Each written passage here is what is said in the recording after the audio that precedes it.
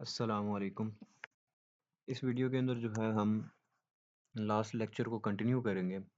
तो last time हमने पढ़ा था कि साइबर सिक्योरिटी क्या होती है। उसके बाद हमने कुछ अटैक्स देखे थे जैसे वायरसेस, वॉर्म्स वगैरह वगैरह। फिर हमने नेटवर्किंग का कहा था कि सबसे पहले जो चीज़ हमें सीखनी है वो नेटवर्किंग सीखनी है, जिसमें मैंने बताया था CCNA का कोर्स जो होता है एक कंप्लीट कोर्स होता है जिसमें इस हद तक आपको नेटवर्किंग करा दी जाएगी जितनी आपको साइबर सिक्योरिटी की फील्ड में चाहिए होती है। ठीक है। उसके बाद मैंने कहा था इसके अंदर नेटवर्किंग जैसा टॉपिक आ जाता है कि नेटवर्क क्या होता है, उसके बाद OSI मॉडल क्या होता है, TCP IP model, ports, protocols, इस तरह की चीज़ें जो है आप नेटवर्किंग के अंदर सीखते हो। उसके बाद मैंने कहा था कि अगर आपने नेटवर्किंग कर ली है तो उसके बाद नेक्स्ट स्टेप होता है कि आपने काली लिनक्स की बेसिक्स पे जाना है, जिसमें मैंने बताया था कि काली लिनक्स हमारे पास होता क्या है, उसकी इंस्टॉलेशन कैसे होती है, फाइल एंड डायरेक्टरी मैनेजमेंट, ये सारी चीज़ें बंदा करता है। और काली लिनक्स की बेसिक्स जब हो जाती हैं, उसके बाद बंदा एथिकल हैकिंग सीखता है। एथिकल हैकिंग में मैंने बताया था वेब स्कैनिंग क्या होती है, वेब स्कैनिंग कैसे करनी है, मतलब वेबसाइट्स को स्कैन करना, उसके अंदर वीक पॉइंट्स निकालना। उसके बाद नेटवर्क स्कैनिंग, नेटवर्क्स को स्कैन करना, नेटवर्क्स के अंदर वीक पॉइंट्स निकालना, footprinting, information gathering, etcetera etcetera. Footprinting में हमारे पास इंफॉर्मेशन गैदरिंग ही होती है एक तरह की। प्रोग्रामिंग का मैंने बताया था कि लास्ट स्टेप होता है कि बंदा प्रोग्रामिंग लैंग्वेज भी सीखे, क्योंकि ज़रूरत पड़ती है एक पॉइंट पे जाके। शुरू में नई भी सीखी हुई है तो बाद में जाके फिर सीखनी पड़ती है। ठीक है। आप लोग वैसे ही ऑलरेडी C++ सीख रहे होगे, और C++ सीख लिया आपने अच्छे से, तो आप पाइथन भी कर सकते हो बहुत इजीली, फिर जावास्क्रिप्ट भी कर सकते हो, क्योंकि जो C++ जो है ना, एक ऐसी लैंग्वेज है कि जिससे आप सारे स्ट्रक्चर्स और सब कुछ सीख जाते हो प्रोग्रामिंग लैंग्वेजेस के। उसके बाद फिर शिफ्ट करना बहुत ईज़ी हो जाता है किसी और प्रोग्रामिंग लैंग्वेज पे। उसके बाद मैंने फ़ील्ड्स डिस्कस की थी। मैंने बताया था कि हैकर्स जो होते हैं हमारे पास 2 तरह के होते हैं। एक व्हाइट हैट हैकर होता है और दूसरा ब्लैक हैट हैकर होता है। व्हाइट हैट हैकर का काम होता है कि लोगों को डिफेंड करना, लोगों की प्राइवेसी को बचाना, प्रोटेक्ट करना। यानी ये लोगों की मदद करते हैं, व्हाइट हैट हैकर्स, ठीक है? और ये जो ब्लैक हैट हैकर्स होते हैं, ये अपने मफ़ाद के लिए लोगों को नुकसान पहुँचाते हैं। जैसे लोगों के सिस्टम्स को हैक कर लिया, लोगों के अकाउंट्स को हैक कर लिया। वो जो हमने परसेप्शन बनाई हुई है ना कि हैकर है तो आईडियाँ हैक करेगा, वाईफ़ाई हैक करेगा, वगैरह-वगैरह, वो एक्चुअली में ब्लैक हैट हैकर्स होते हैं, ठीक है? जो अपने फ़ायदे के लिए चीज़ें कर रहे होते हैं। फिर व्हाइट हैट हैकर के अंदर हमने बात की थी कि आपके पास 2 चॉइसेस आती हैं, या तो आप रेड टीम की तरफ जाओ, या तो आप ब्लू टीम की तरफ जाओ। रेड टीम का मैंने बताया था ये ऑफ़ेंसिव साइड होती है, यानी कि सिस्टम्स को एक्सप्लॉइट करने वाली, सिस्टम्स में वीक पॉइंट्स निकालने वाली। और ये इनका काम यही होता है कि इन्होंने वीक पॉइंट्स निकालने, उनको हैक करना है, उसके बाद रिपोर्ट बना के दे देनी है कि आपके कंपनी में फॉर एग्ज़ाम्पल ये वल्नरेबिलिटीज़ निकली हैं, आप इसको हल कर दें, इसको ठीक कर दें। और जहाँ तक डिफेंसिव साइड की बात है, इसका काम है कि ऐसी दीवारें खड़ी करनी है, ऐसी फायरवॉल्स खड़ी करनी है कि कोई भी हैकर जो है सिस्टम के अंदर ना घुस सके, ठीक है? इसमें मैंने फिर डिफरेंट फ़ील्ड्स की बात की थी कि आप पेनिट्रेशन टेस्टर बन सकते हो, आप सिक्योरिटी रिसर्चर बन सकते हो, रेड टीम ऑपरेटर, और ढेरों ढेर जिस तरह आप लोगों ने असाइनमेंट के अंदर लिखी हुई थी। मैंने पढ़ी थी आप सबकी असाइनमेंट्स, तो काफ़ी अच्छा लगा मुझे आप लोगों की असाइनमेंट्स देख के। आप मतलब बहुत ज़्यादा फ़ील्ड्स, बहुत सारी ऐसी फ़ील्ड्स मैंने देखी जो मैंने पहले देखी हुई भी नहीं थी। तो मैंने पढ़ी थी आप सबकी असाइनमेंट्स, ठीक है? उसके बाद डिफेंसिव साइड में हमारे पास मैंने सॉक एनालिस्ट की बात की थी। उसके बाद थ्रेट इंटेलिजेंस और IR टीम्स यानी इंसिडेंट रिस्पॉन्स टीम। आज जो हमारा फ़ोकस होगा ना, वो सबसे पहले ये होगा कि काली लिनक्स को हमने देखना है कि वो क्या है, और उसके बाद काली लिनक्स को कैसे इंस्टॉल करते हैं। थोड़ा-थोड़ा हम प्रैक्टिकल वर्क देखेंगे कि कैसे जो है ना एक एथिकल हैकर काम करता है, या एक पेनिट्रेशन टेस्टर काम करता है, या एक सॉक एनालिस्ट काम करता है, ठीक है? सबसे पहले तो आपको ये पता होना चाहिए कि व्हाट इज़ काली लिनक्स, ठीक है? ये बोल रहा है Kali Linux is a open source Debian based operating system design for penetration testing and digital forensics. इस बात का क्या मतलब है? कह रहा है ऑपरेटिंग सिस्टम है। ऑपरेटिंग सिस्टम क्या होता है? जैसे ये विंडोज़ ऑपरेटिंग सिस्टम में यूज़ कर रहा हूँ ना, ये जो विंडोज़ में यूज़ कर रहा हूँ, जिसमें मैं काम कर रहा हूँ, ये ऑपरेटिंग सिस्टम है। इसी तरह हमारे पास एप्पल के अंदर मैकओएस होता है, वो एप्पल का ऑपरेटिंग सिस्टम है। इसी तरह हमारे पास लिनक्स जो है, काली लिनक्स, वो भी एक ऑपरेटिंग सिस्टम ही है, विंडोज़ की तरह, मैकओएस की तरह, ठीक है? फ़र्क क्या है फिर इनमें? फ़र्क इस चीज़ का है कि विंडोज़ एक जनरल पर्पज़ ऑपरेटिंग सिस्टम है। यानी विंडोज़ के अंदर मैं कुछ भी डाल रहा हूँ, जैसे अगर मैं ऑफ़िस के लिए यूज़ करना चाहता हूँ, मैं उसके लिए यूज़ कर सकता हूँ। मैं अगर एक स्टूडेंट हूँ, मेरा अपना काम है, मैं वो कर सकता हूँ। मैंने गेम्स खेलनी, मैं वो कर सकता हूँ, वगैरह-वगैरह। इसका मतलब कोई ख़ास पर्पज़ नहीं है, जिसके लिए ये बनाया गया हो, ठीक है? लेकिन काली लिनक्स जो होता है ना, वो जो बनाया गया है, इन्होंने बोला है कि वो किस चीज़ के लिए बनाया गया है, penetration testing and digital forensics के लिए। तो ये फ़र्क आ जाता है एक नॉर्मल विंडोज़ ऑपरेटिंग सिस्टम में या मैक ओएस में और काली लिनक्स में, ठीक है? अब मैं चाहूँ तो विंडोज़ के अंदर भी ऐसे टूल्स और वो सब कुछ ला सकता हूँ, जो कि काली लिनक्स के अंदर ऑलरेडी मौजूद होते हैं। जैसे मैंने इधर डाले हुए कुछ टूल्स, ठीक है? लेकिन ये बाय डिफ़ॉल्ट विंडोज़ के अंदर नहीं थे और नहीं होते। लेकिन काली लिनक्स की अगर बात की जाए, उसके अंदर ऑलरेडी ये टूल्स मौजूद होते हैं। बहुत सारे टूल्स मौजूद होते हैं जो कि आपको पेनिट्रेशन टेस्टिंग और डिजिटल फोरेंसिक्स के लिए काम आते हैं। अब ये दोनों टर्मिनोलॉजीज़ क्या हैं? जैसे पेनिट्रेशन टेस्टिंग वही चीज़ है कि वीक पॉइंट्स को निकालना, वल्नरेबिलिटीज़ निकालना, सिस्टम्स को एक्सप्लॉइट करना, वो सारा कुछ हम पेनिट्रेशन टेस्टिंग बोलते हैं कि है। डिजिटल फोरेंसिक्स क्या है? जैसे हम नॉर्मली वो नहीं सुनते होते फोरेंसिक्स कराओ, पता कराओ कि ये चीज़ रियल है कि नहीं है। ये कुछ वैसा ही है। ये फोरेंसिक्स वही है, डिजिटल फोरेंसिक्स। किसी भी फ़ाइल, किसी भी फ़ोल्डर, किसी भी लिंक, हर चीज़ के बारे में पता करता है ये कि हमारे पास किसने भेजी, इसमें क्या लिखा हुआ है, इसके पीछे क्या कमांड्स चल रही हैं, एक-एक चीज़, यानी डिजिटल फोरेंसिक्स कर रहे हैं हम, ठीक है? तो काली लिनक्स हमारे पास क्या है, एक ऑपरेटिंग सिस्टम है, डेबियन बेस्ड ऑपरेटिंग सिस्टम। ये क्या टर्म है, ये आगे-आगे देखेंगे। लेकिन अभी के लिए याद रखो ये ऑपरेटिंग सिस्टम है और किस चीज़ के लिए इस्तेमाल होता है, पेनिट्रेशन टेस्टिंग और डिजिटल फोरेंसिक्स के लिए। ठीक हो गया जी, हमें पता चल गया काली लिनक्स क्या है। अब हमें ये देखना है कि काली लिनक्स को हम कैसे डाल सकते हैं, कैसे डाउनलोड कर सकते हैं, अपने सिस्टम में कैसे रन कर सकते हैं। मैं लिखता हूँ kali.org, ये इनकी ऑफ़िशियल वेबसाइट है, आपने भी इसी वेबसाइट पे जाना है। यहाँ पे डाउनलोड का ऑप्शन होगा, हम डाउनलोड पे क्लिक करेंगे। अच्छा, हम इधर आ गए, इसने हमें 2 ऑप्शंस दिए हैं, इंस्टॉलर इमेजेस और दूसरा वर्चुअल मशीन्स। अब यहाँ से हमारे ज़हन में एक सवाल आता है कि हम ये तो कह रहे हैं कि हमने काली लिनक्स को इंस्टॉल करना है अपने सिस्टम पे, लेकिन फिर तो हम ऑलरेडी विंडोज़ यूज़ कर रहे हैं, तो फिर हम कैसे काली लिनक्स को डालेंगे? वो भी तो एक ऑपरेटिंग सिस्टम ही है।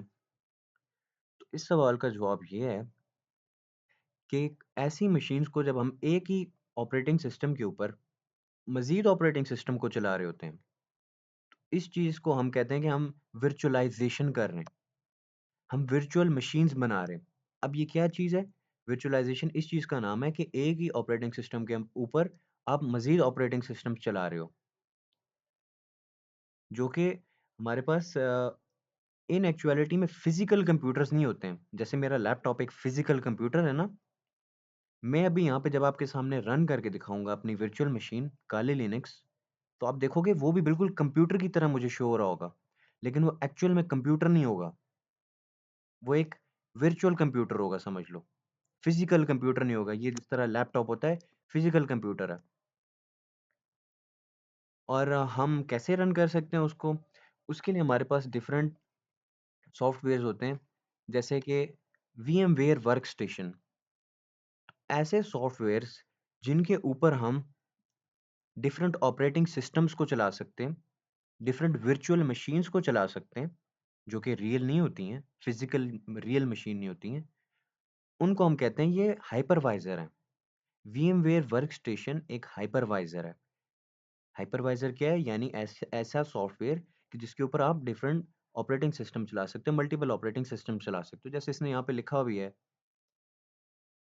Application that let's you run multiple operating systems as virtual machine on a single operating system. ठीक है? हम देखेंगे ये सारा कुछ प्रैक्टिकली देखेंगे।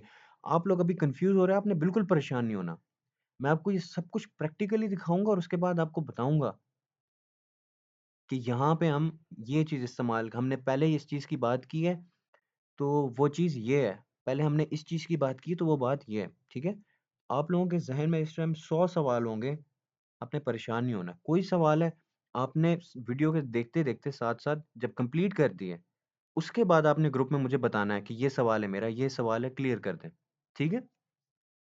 हमने बात कर ली हाइपरवाइज़र की, हमने बोल दिया ठीक है, हमें समझ आ गई है कि हमने कर्ली लिनक्स को चलाना है, लेकिन हम एक वर्चुअल बॉक्स के अंदर चला रहे होंगे। एक वर्चुअल मशीन बना के चला रहे होंगे, कोई असली कंप्यूटर नहीं होगा, हमारे कंप्यूटर के अंदर ही एक और कंप्यूटर हम चला रहे होंगे, जो कि रियल नहीं होगा। सही है? तो अब इसको डालना कैसे है फिर? फिर तो हमें पहले वीएमवेयर वर्कस्टेशन को डालना पड़ेगा। तो हम जाएँगे एक वेबसाइट पे जिसका नाम है getintopc.com। इस पे आप कोई भी सॉफ्टवेयर सर्च करोगे आपको मिल जाएगा। जैसे आप ऑफ़िस सर्च करोगे तो वो भी मिल जाएगा। तो मैं यहाँ पे लिख लेता हूँ वीएमवेयर, मैं एंटर करता हूँ। यहाँ पे ये लिखा हुआ है वीएमवेयर वर्कस्टेशन प्रो 2024। इस पे आना है आपने, नीचे जाएँगे और यहाँ पे लिखा होगा डाउनलोड फुल सेटअप, इस पे क्लिक करना है। अब यहाँ पे हमारे पास हमारी फ़ाइल तैयार हो रही है और उसके बाद 2-3 सेकंड में या 5 सेकंड में हमें ये शो कर देगा, हमारी फ़ाइल, और डाउनलोड स्टार्ट हो जाएगी। जैसे ही मुझे इसने दिखा दिया कि आपकी डाउनलोड स्टार्ट होने के लिए तैयार है, मैं स्टार्ट कर सकता हूँ डाउनलोड। आपको इस जगह पे शो हो रहा होगा डाउनलोड, अगर आप लोग नॉर्मली कर रहे हो। मेरे पास क्योंकि डाउनलोड करने के लिए एक अलग मैकेनिज़्म है, तो मेरे पास इस वजह से यहाँ पे शो हो रहा है। मैं इसको कैंसल कर देता हूँ क्योंकि मैंने ऑलरेडी डाउनलोड किया हुआ है। अब मैं जाऊँगा जहाँ पे मेरे पास डाउनलोड हुआ हुआ है, डाउनलोड में जाऊँगा, कंप्रेस्ड, और ये मेरे पास इसकी फ़ाइल पड़ी हुई है। अब नॉर्मली अभी ये कंप्रेस्ड फ़ाइल है, ठीक है? इसको पहले अनकंप्रेस करना होगा इस्तेमाल करने के लिए। ये पासवर्ड माँगेगा तो पासवर्ड आपने 123 देना है। उसके बाद ये इसको जो है डिकम्प्रेस कर देगा। आपने इस फ़ोल्डर के अंदर जाना है, उसके बाद सबसे पहले इस क्रैक को डिलीट कर देना आपने, ठीक है? ये आपके सिस्टम्स के अंदर वायरस लाता है। आपने डबल क्लिक करना है इस पे, येस। अभी हमें इंस्टॉलेशन, अब मैं आपको step by step VMware workstation की इंस्टॉलेशन दिखाऊँगा। इस पे हम जो है ना, अपनी वर्चुअल मशीन्स को चला रहे होंगे। वीएमवेयर की तरह और भी बहुत सारे हमारे पास हाइपरवाइज़र्स होते हैं, जैसे वर्चुअल बॉक्स भी है और कई और, लेकिन क्योंकि पर्सनली मैं यही यूज़ करता हूँ, तो मैं आप लोगों को भी यही रिकमेंड करूँगा।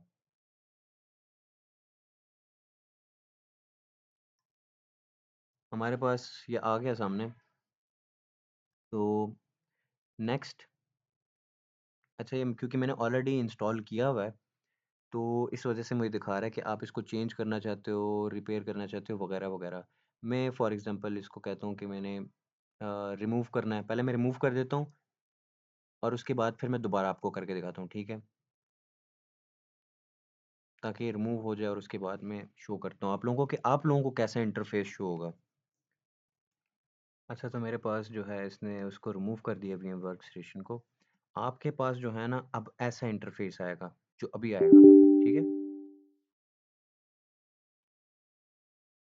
ये हमारे पास वीमवेयर वर्कस्टेशन का इंस्टॉलेशन हो रही है, तो ये भी देता होगा ऑप्शन। हुँ,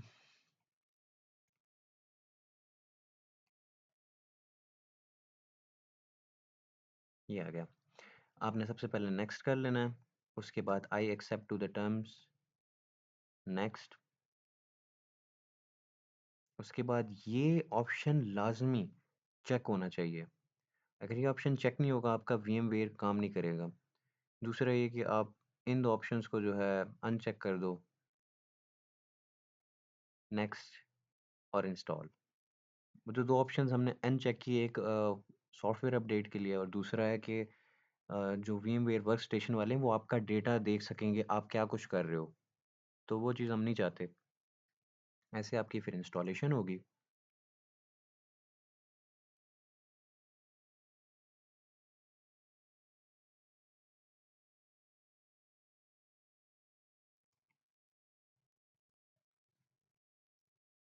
हमारे पास ये ऑलमोस्ट इंस्टॉल होने वाला है।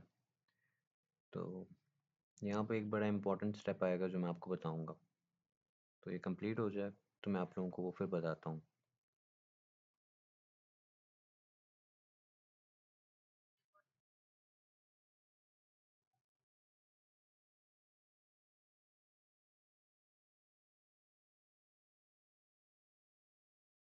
हुँ,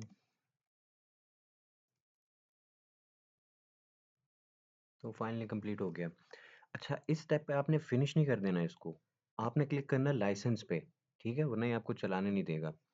यहाँ पे आओगे, यहाँ पे आपने लिखना है VMware वर्कस्टेशन प्रो 17 की और आगे लिख देना है गिटहब, ठीक है? ये जो पहली लिंक आएगी उस पे क्लिक करना है और उसके बाद यहाँ पे नीचे आओगे तो यहाँ पे जो की होगी, पहली की जो होगी वही कॉपी कर लेनी है और वो जाके फिर आपने पेस्ट कर देनी है। ये इधर आप पेस्ट कर दोगे और एंटर करना तो काम हो जाएगा। अब आपका जो VMware वर्कस्टेशन है वो उसकी लाइसेंस की आपने डाल दी है। अब आप उसको यूज़ कर सकते हो, ठीक है? अब जब आप जाओगे अपने VMware वर्कस्टेशन, ये आ गया डेस्कटॉप पे। आप इस पे डबल क्लिक करोगे, अभी जब ये खुलेगा तो आपके पास कुछ ऐसा इंटरफेस आएगा, ठीक है? यहाँ साइड पे कुछ भी नहीं होगा, यहाँ पे सिर्फ माय कंप्यूटर लिखा आएगा और यहाँ पे लिखा होगा create new virtual machine, open a virtual machine या connect to a remote server, ठीक है? अब हमने क्या करना है? हमने वो सॉफ्टवेयर तो डाल दिया कि जिसके ऊपर हमने ऑपरेटिंग सिस्टम चलाना है। अब हमने वो चीज़ डालनी है कि जिसको हमने चलाना है, जो कि काली लिनक्स है। अब यहाँ पे दोबारा वही चॉइस पे आ गए हम लोग कि हमने इंस्टॉलर इमेज डालनी है या वर्चुअल मशीन। इन दोनों में फ़र्क क्या होगा? इंस्टॉलर इमेज डालोगे ये कंप्लीट मशीन होगी, एक कंप्लीट कंप्यूटर की तरह होगा कि आप कुछ भी इस पे करोगे, उसके बाद मशीन को बंद कर दोगे, तो वो चीज़ें सेव रहेंगी। अगर आप लोग वर्चुअल मशीन सिर्फ़ करते हो, तो इसमें ये होगा कि आप कुछ भी काम कर रहे हो, तो जब आप बंद कर देते हो अपनी मशीन को, उस केस में वो सारा कुछ डेटा इरेज़ हो जाएगा जो आपने पहले किया था, ठीक है? तो हमने इसलिए इंस्टॉलर इमेज करनी है, एक कंप्लीट पैकेज होता है, इसके अंदर सारे टूल्स होते हैं, सब कुछ होता है, ठीक है? आपने इस चीज़ के साथ कन्फ्यूज़ नहीं करना कि हम अभी तो बात कर रहे थे कि हम वर्चुअल मशीन्स चला रहे होंगे VMware वर्कस्टेशन पे। अब हम इंस्टॉलर इमेज डाल रहे हैं, वर्चुअल मशीन नहीं डाल रहे। आपने इन दोनों चीज़ों के साथ कन्फ्यूज़ नहीं करना। यहाँ पे ये जो ऑप्शन दे रहा है, इसका मतलब सिर्फ़ ये है कि इसके अंदर कम टूल्स होंगे और उसके साथ-साथ ये जब एक दफ़ा मशीन को आप क्लोज़ कर दोगे, तो उसके बाद जो भी काम आपने किया होगा वो रिमूव हो जाएगा और दोबारा से आप जब खोलोगे तो वो एक नई मशीन की तरह दिखाएगा। और ये कंप्लीट मशीन है, इसमें जो-जो भी काम आप करोगे तो वो वैसा ही रहेगा, इवन आप बंद करके ऑन करो दोबारा। अब मैंने इस पे क्लिक किया है, अब ये मेरे पास डिफरेंट ऑप्शंस दे रहा है मुझे, ठीक है? तो आपने यहाँ पे अगर आपके पास कोई भी टोरेंट डाउनलोड करने वाला सॉफ्टवेयर पड़ा हुआ है, जैसे क्यूबी टोरेंट हो गया, यू टोरेंट हो गया, आप टोरेंट लिंक से भी कर सकते हो। नहीं तो आपने इधर इस पे क्लिक कर देना है, ये जो ये डाउनवर्ड एरो बना हुआ है। आपके पास यहाँ पे डाउनलोड शुरू हो जाएगी, ये 4.28 जीबी का सेटअप है। आप डाउनलोड कर लोगे इसको, मेरे पास ऑलरेडी डाउनलोडेड पड़ा हुआ है। मैं इसको क्रॉस कर देता हूँ। तो अब मैं वापस जाता हूँ अपने VMware वर्कस्टेशन पे, ठीक है? अब मैंने यहाँ पे करना है क्लिक न्यू वर्चुअल मशीन, ठीक है? मेरे सामने यहाँ पे ऑप्शन आएगा टिपिकल या एडवांस्ड। मैं कस्टम एडवांस्ड पे क्लिक करूँगा, नेक्स्ट, फिर नेक्स्ट। अब इस स्टेप पे जो है ना हमने क्योंकि अपनी मशीन देनी है, जो मशीन इंस्टॉल करनी है खुद, हमने उसका बताना है। जैसे मेरे पास यहाँ पे काली लिनक्स की ये अभी जो हमने डाउनलोड की है ना फ़ाइल, हमने इसको ये वो वाली फ़ाइल देनी है।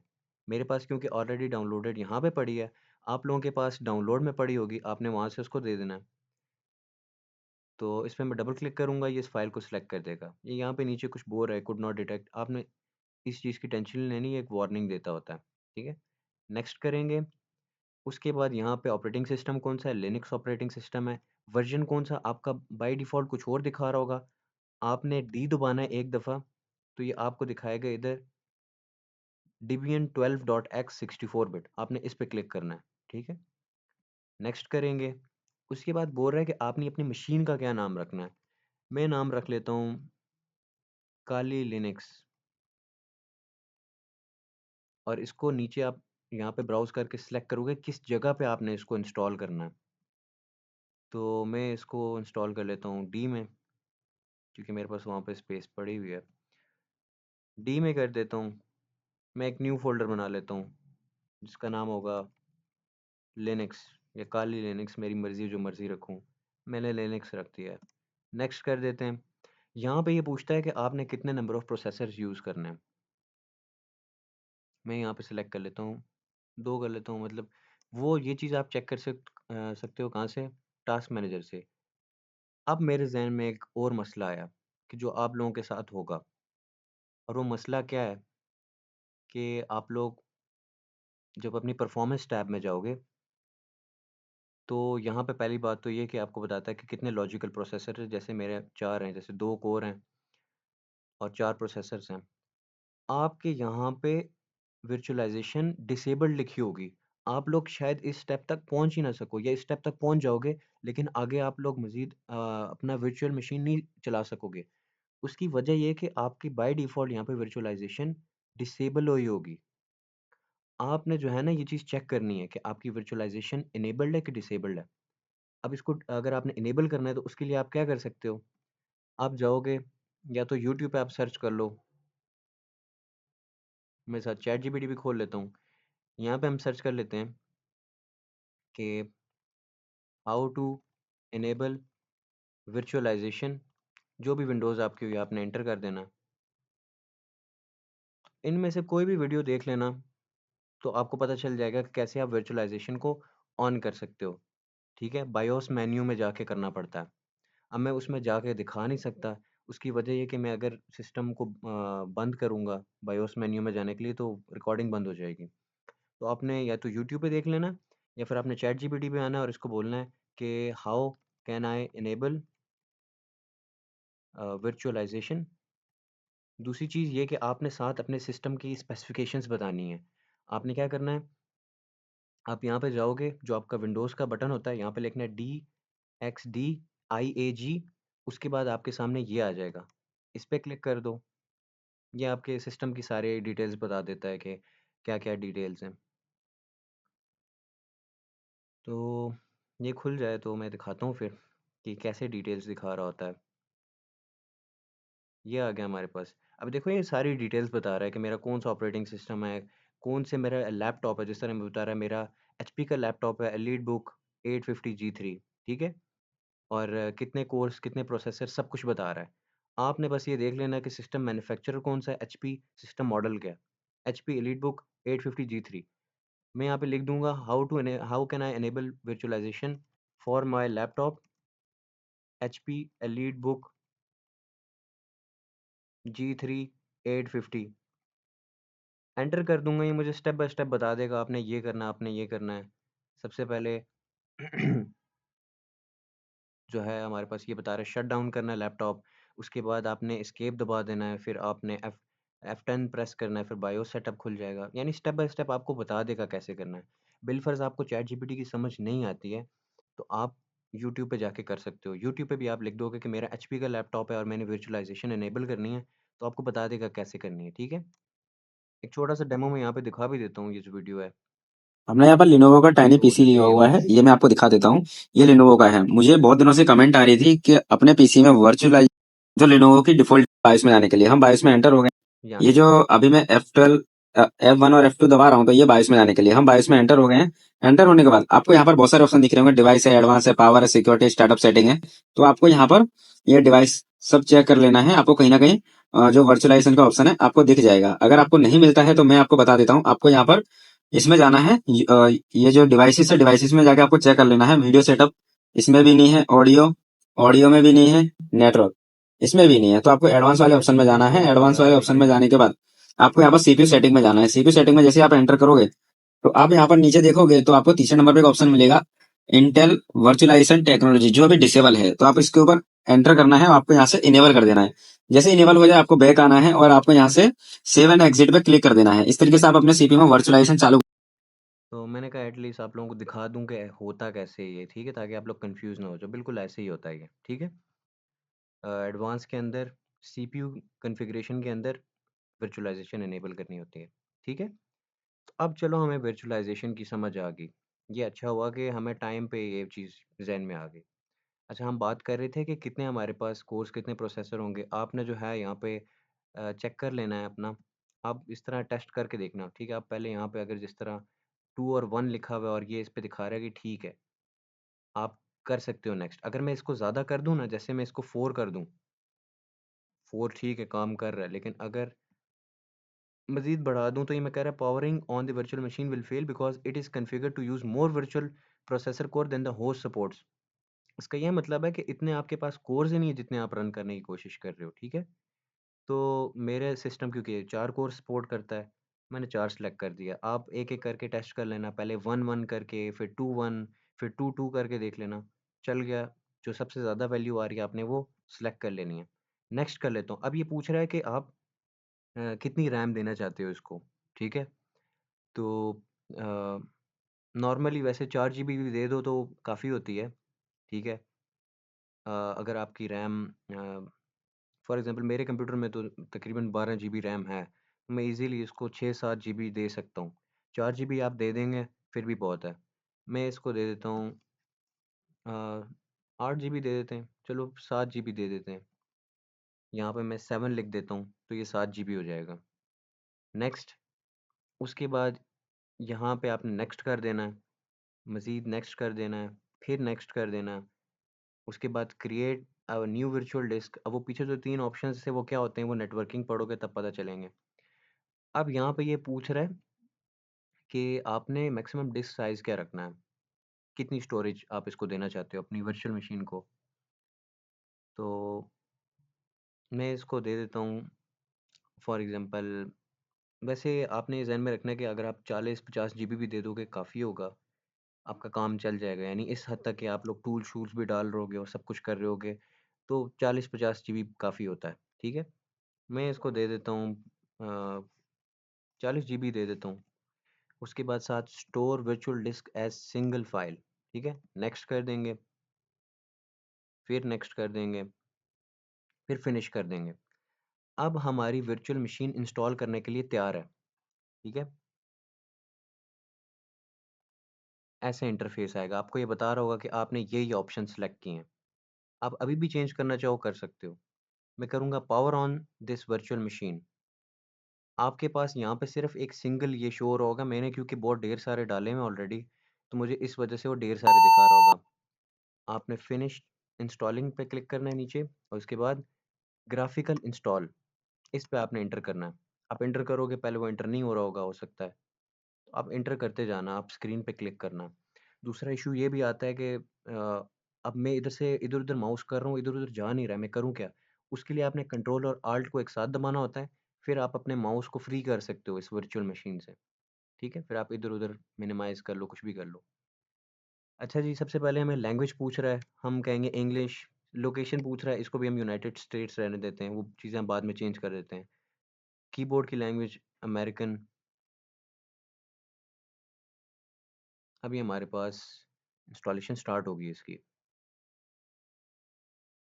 तो बीच में मैं बहुत सारे इस पार्ट स्किप करूँगा इसमें जब मतलब वो लोडिंग चल रही होगी और वो सब कुछ, ठीक है? तो अब इसकी इंस्टॉलेशन स्टार्ट हो गई है। अब इसका नेक्स्ट स्टेप आता है, तो मैं फिर दोबारा रिज़्यूम करूँगा। अच्छा, तो वो लोडिंग कंप्लीट होगी और उसके बाद हम इस जगह पे आ गए, ठीक है? सबसे पहले यहाँ नीचे ये शो कर रहा है कि click in the virtual machine screen. यहाँ पे आपने रिमाइंड मी लेटर कर देना या नेवर रिमाइंड मी कर दो, ज़्यादा बेहतर है। अब ये आपसे पूछ रहा है कि आपने अपने होस्ट का क्या नेम रखना है, ठीक है? तो हम इसको काली रहने देते हैं कि आप जो बंदा इस सिस्टम को होस्ट कर रहा है ना, जो इस सिस्टम को तैयार कर रहा है, इसको बना रहा है, उसका क्या नाम रखना चाहते हैं आप? मैं इसका नाम काली रखूँगा, ठीक है?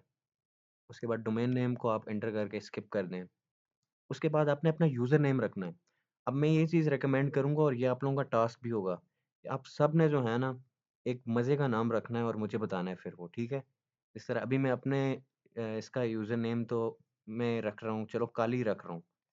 मैं अपना रियल वाला यूज़र नेम नहीं बताऊँगा जो मैं एक्चुअल में अभी यूज़ करता हूँ, लेकिन मैंने अभी यहाँ पे काली रखा है। आप लोगों ने कुछ ना कुछ एक फ़न सा जो है ना नेम यूज़ करना है, एलियास, हिडन सा नाम, ठीक है? जैसे कुछ लोग नाम रख लेते हैं, कुछ भी घोस्ट रख लेते हैं या वाइपर या फिर वेनम, कुछ भी रख लेते हैं। आपने या तो चैट जीपीटी से सर्च करो, जिधर से करते हो, या कोई नाम ऐसा ढका-छुपा नाम है जो आप रखना चाहते हो, इस स्टेप पे आप रख सकते हो, ठीक है?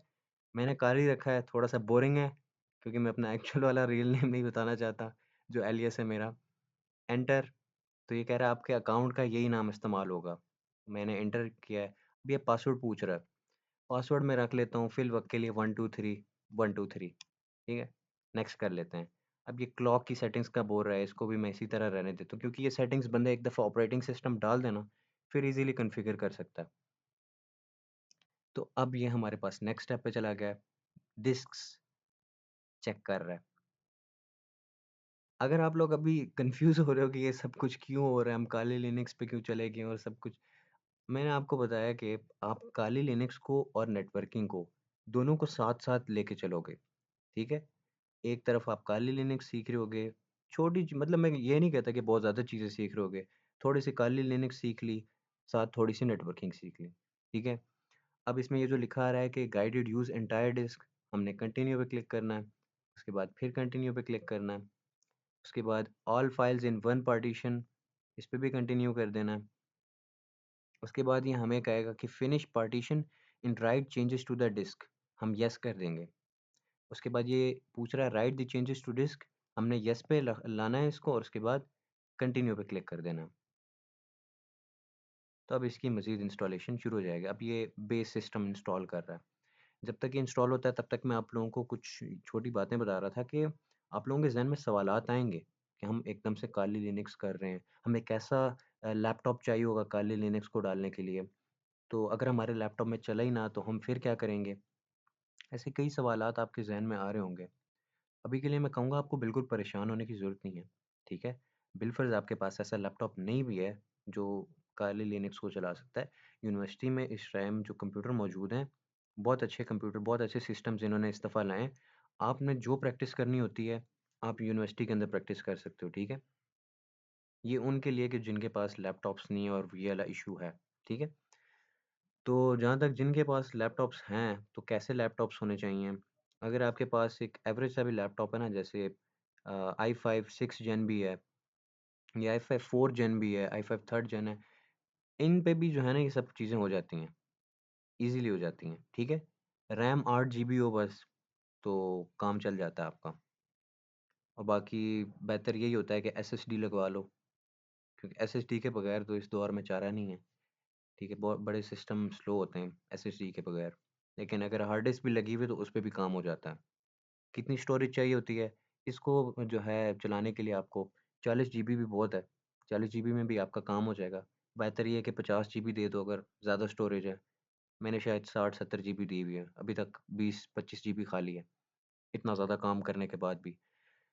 तो तब तक ये इंस्टॉल हो रहा है, तो साथ और कोई सवाल अगर मेरे ज़हन में आता है तो मैं ज़रूर उसको हल करूँगा। अगर आप मैंने किसी सवाल का जवाब नहीं दिया है, कोई सवाल आपके ज़हन में आ रहा है, आपने मेरे से वो चीज़ पूछ लेनी है, ठीक है? ग्रुप के अंदर। मेरे पर्सनल डीएम्स में मुझे मैसेज नहीं करने, ठीक है? आपने मुझसे ग्रुप में पूछना है। किसी का कोई पर्सनल इश्यू है, कोई इश्यू है, फिर वो मेरे पास आएगा, लड़के मेरे पास आएँगे और लड़कियाँ फ़ाइज़ा मुबीन के पास जाएँगी, ठीक है? इसकी इंस्टॉलेशन चल रही है, लोडिंग कर रहा है, ये करता रहेगा। जब ये कंप्लीट हो जाएगा, तो मैं फिर अब उस पॉइंट पे दिखाता हूँ। बल्कि आ गया। इस पॉइंट पे ये आपसे पूछ रहा है कि आपने कैसा जो है ना इसका सिलेक्ट करना है एनवायरनमेंट। इसके लिए हम सिलेक्ट कर लेंगे, यही जो बाय डिफ़ॉल्ट ये है ना, हमने यही सिलेक्ट करना है। हमने कोई भी ये वाले 2 ऑप्शन सिलेक्ट नहीं करना, वरना ये हमारे ऑपरेटिंग सिस्टम की शक्ल ही बदल देगा। ठीक है? तो हम नेक्स्ट करते हैं। तो अब इसकी इंस्टॉलेशन कंटिन्यू रहेगी। अब ये लंबी इंस्टॉलेशन पे लग गया समझ लो। अब ये टाइम लगाएगा और अब ये जब कंप्लीट होगा तो उसके बाद मैं आऊँगा। ठीक है?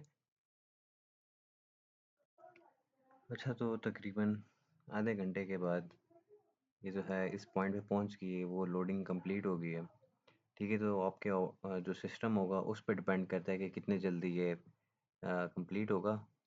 तो इस पॉइंट पे आपने जो है ना येस को ही सिलेक्ट करना है और कंटिन्यू कर देना है, ठीक है। उसके बाद ये पूछेगा कि आपने ग्रब बूट लोडर किधर इंस्टॉल करना है, यानी जिस तरह विंडोज़ के अंदर बायोस होता है ना, तो काली लिनक्स के अंदर ग्रब होता है। अब जिनको नहीं पता बायोस क्या होता है, जब आप अपना विंडोज़ का सिस्टम स्टार्ट करते हो ना, स्टार्टिंग में वो आपको काली सी स्क्रीन दिखाता है और उसके बाद कुछ लोडिंग सी होती है, तो वो हमारे पास बायोस होता है। अच्छा, तो हम यहाँ पे dev S D A select कर लेते हैं। आपके केस में अगर हार्ड डिस्क होगी तो हो सकता है कि कुछ और हो, लेकिन अगर एस एस डी लगी हुई तो एस डी ए शो करता है। अब बस ये फिनिश कर देगा और उसके बाद फिर रीबूट हो जाएगा।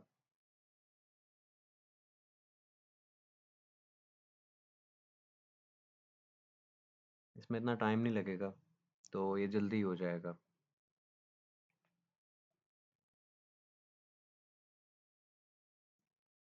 मैं इस पार्ट को असल में स्किप नहीं करना चाहता, ताकि आप लोग देख सको खुद के होता क्या है। लेकिन चलो मैं थोड़ा बहुत पॉज कर लेता हूँ। अच्छा, तो फाइनली हमारे पास इंस्टॉलेशन कंप्लीट हो गई है। अभी हमें रीबूट करने का कह रहा है, हम कंटिन्यू पर क्लिक करेंगे तो बस ये अब रीबूट कर देगा, मतलब दोबारा से रीस्टार्ट कर देगा इसको।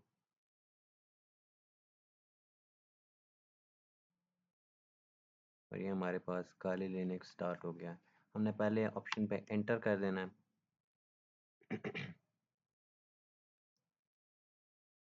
और अब ये स्टार्ट हो रहा होगा।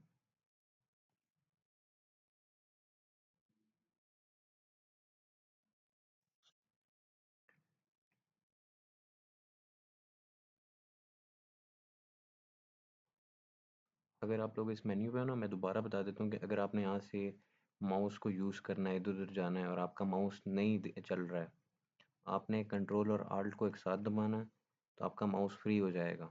ठीक है।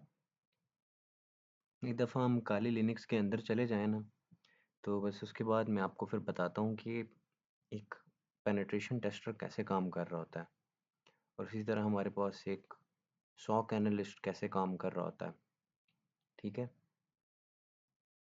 तो मेरा ख्याल है ये स्टार्ट होने वाला है। काफ़ी टाइम ले रहा है, पता नहीं क्यों। आ गया। अच्छा, तो मैंने अपने यूज़र का नाम रखा था काली, और मैंने पासवर्ड रखा था 123। मैं लॉगिन करता हूँ, तो मेरे पास ये अब स्टार्ट हो गया काली लिनक्स। ये बिल्कुल एक जिस तरह विंडोज़ होता है ना, बिल्कुल वैसा चल रहा होगा। और ये एक्चुअल सिस्टम नहीं है, रियल सिस्टम नहीं है, ये सिर्फ़ और सिर्फ़ एक वर्चुअल मशीन है। ठीक है, यहाँ पे एक कंप्यूटर की तरह हमें शो हो रहा होगा, लेकिन ये एक्चुअल में एक रियल कंप्यूटर नहीं है, जैसे एक फ़िज़िकल कंप्यूटर होता है आपके पास। पता नहीं क्यों ये इतना टाइम ले रहा है, और शायद मैंने क्रोम वगैरह खोला हुआ है इस वज़ह से।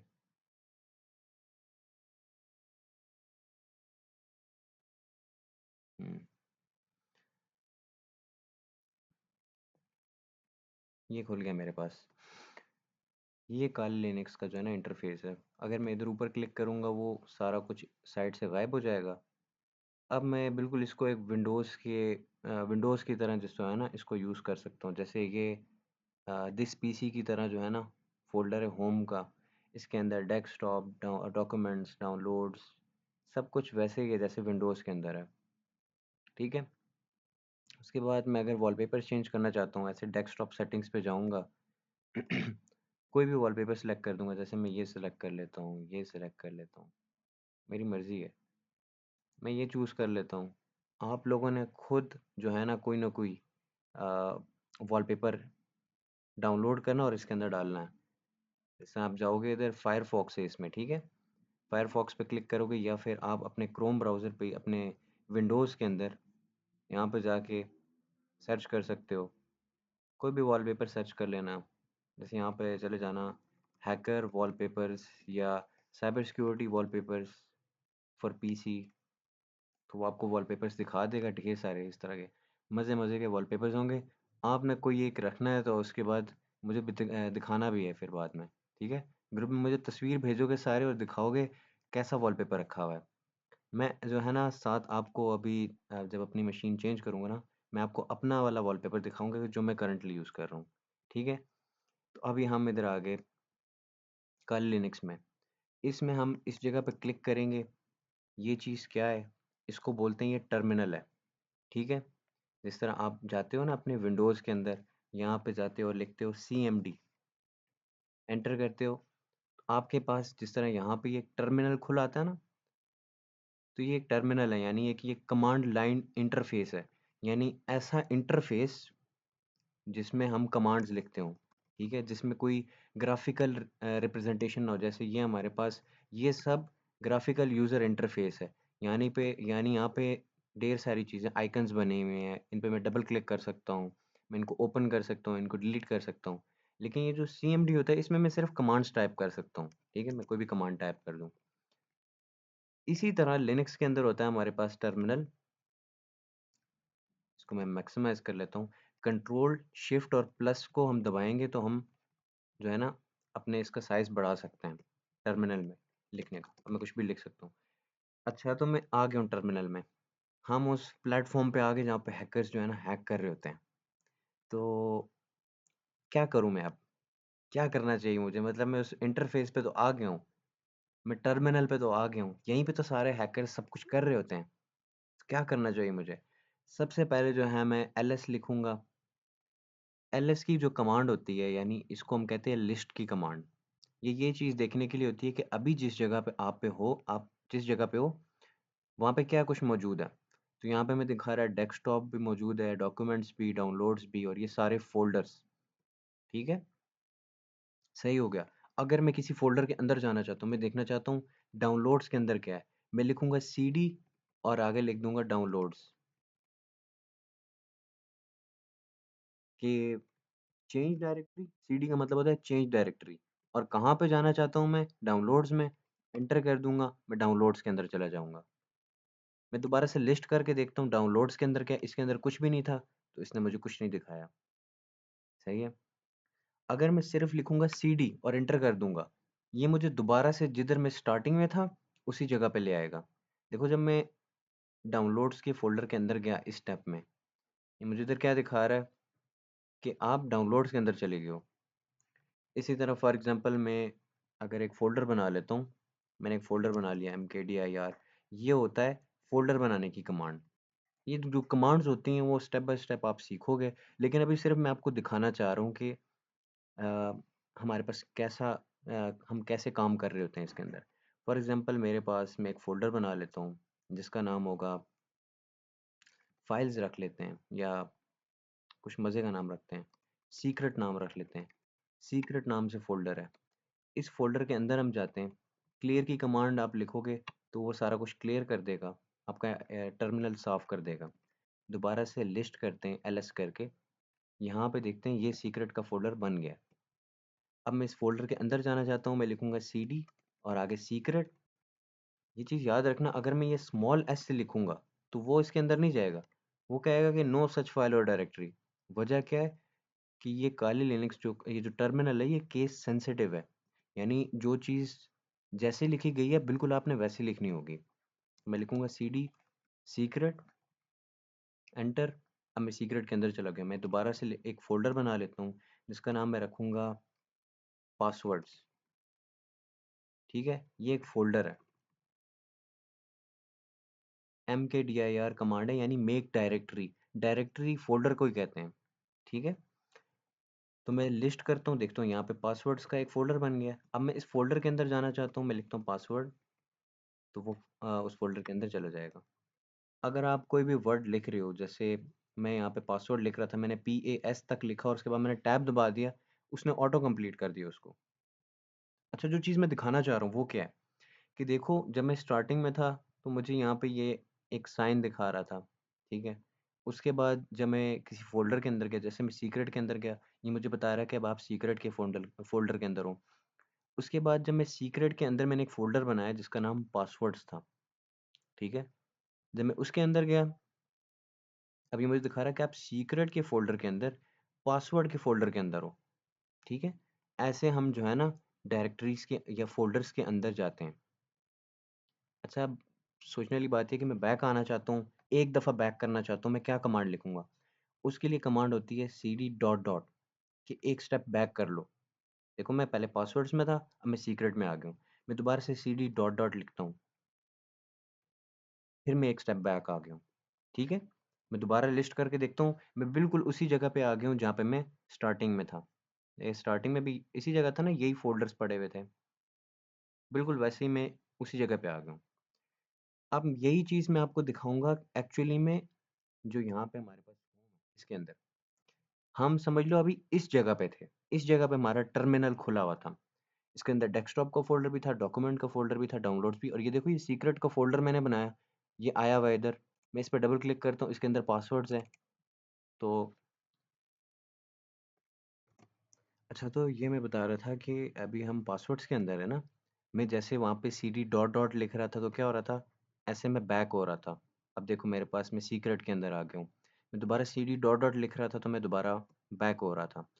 जो चीज़ मैं यहाँ पे ग्राफिकली कर रहा हूँ, यानी किसी भी फ़ोल्डर पे क्लिक कर रहा हूँ, ओपन कर रहा हूँ, उसके अंदर जा रहा हूँ, बैक कर रहा हूँ, ये सारा कुछ जो हम कर रहे होते हैं, यही जब हम कमांड लाइन इंटरफ़ेस में कर रहे होते हैं, तो ये चीज़ समझ लो कि काली लिनक्स की बेसिक्स में आ जाती हैं। ठीक है? तो अब ये सारी चीज़ें आप सीखोगे, आपने परेशान नहीं होना अगर आप लोगों को समझ नहीं आ रही इस चीज़ की। ये अभी समझ लो मैं थोड़ा-थोड़ा सा टच कर रहा हूँ इस सबको। आप लोगों को थोड़ा-सा फ्लेवर दे रहा हूँ कि एक्चुअली में हम लोग क्या कुछ कर रहे होते हैं। ठीक है? आप लोग ये सारी चीज़ें एक-एक करके सीखोगे। मैं तो अभी कुछ चीज़ें मतलब जंप करता जा रहा हूँ ना, मैं बड़े-बड़े स्टेप्स लेता जा रहा हूँ। आप लोग आहिस्ता-आहिस्ता चलोगे। ठीक है? तो क्लियर कर देते हैं दोबारा से। ठीक है जी, लिस्ट करते हैं तो हमारे पास ये सारे फ़ोल्डर्स हैं।